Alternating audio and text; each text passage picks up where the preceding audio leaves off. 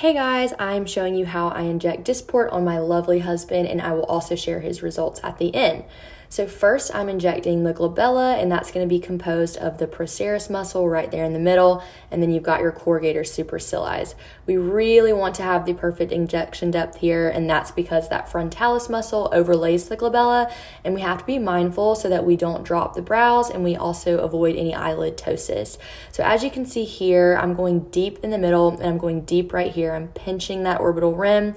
I'm doing that so that I can protect that eyelid muscle and avoid any eyelid ptosis. And then as I move more laterally right here, I'm changing to a superficial injection technique.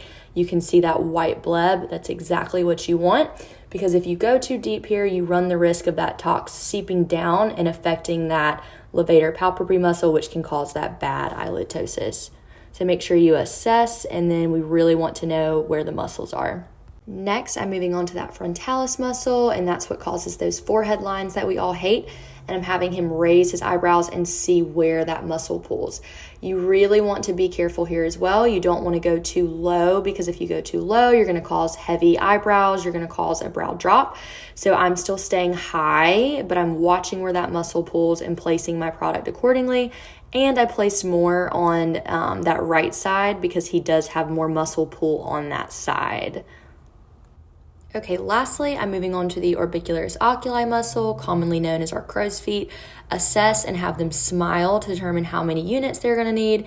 And you really want to inject superficial here because the muscle is superficial and the skin is very thin. If you are too deep, you can run that risk of hitting a zygomatic muscle, which is your cheek muscle, and it will negatively impact your smile. So you really want to make sure you know your depth when you're doing any type of tox. And those little wheels that you see are a good indicator that you're in the right depth, and they will go away within 10 minutes of the treatment. All my female clients, I would also inject the tail of their brow and give them a nice little brow lift. But because he's a male, I am not necessarily doing that because I want to keep him masculine.